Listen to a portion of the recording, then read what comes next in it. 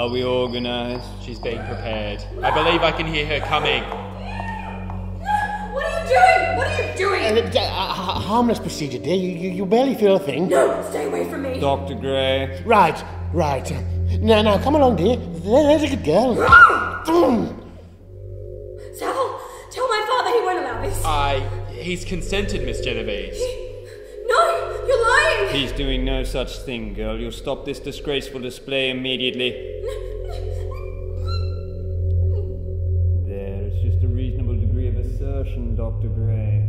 I must say, I don't have your way with the chloroform bottle, Doctor. Yes, well. You fellows, put her up on the table there and top up the lamps before you go. You've bruised her nose, Dr. Cole. And she's quite likely broken Dr. Gray's. How is it, Doctor? I'm sure it'll grow back. I think it's quite excessive. You need to calm yourself, Henry, if you don't believe you'll be fit for the surgery. There's nothing wrong with Good chap. Make the primary incision for me, would you? Can you make a note, Dr. Gray, regarding the condition of the cerebellum? I believe a slight trim might help the pressure in hysteria. Anything to add, Henry? No, nothing. We're almost done here.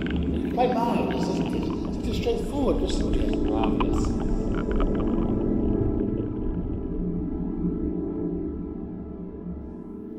Miss Genovese? Emily? Can you hear me? Try to sit up, Emily. Come now, gently. Emily? Can you hear me? Trying to say something, Miss Genovese.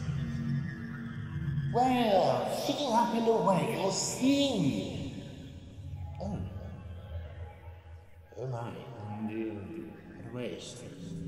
What will we tell the parents? They will be down tomorrow. And a good thing too, we didn't want them simply forgetting to retrieve her when they know it went badly. A terrible shame. At least they were warned of the possibilities. Was she? Goodness no, we wouldn't want to distress the poor girl. Of course not. Well, I look forward to presenting my report to the board. I think we've discovered some very interesting things today, gentlemen.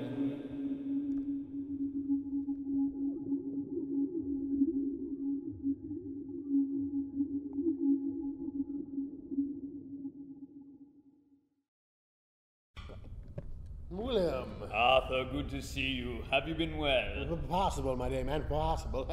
This whole business has put a strain on my nerves. What, you? I thought you more resilient than that. Hardly. This affair has begun to make us look bad. We can't afford to let public opinion interfere with our patients' health, Arthur. Well, it's the parents, unfortunately. They haven't retrieved her. What? She's still in care? I'm afraid so. Didn't they sign the appropriate documents? Even if they did, William, does that secure her care when she does eventually get back to them?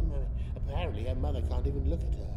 As sad as it is, my dear fellow, we can't afford to fuss like mother hens over each patient as they leave our care. We would go stark raving mad. I do understand. I just don't think we realize how visual the effects of the treatment would be. I see what you mean.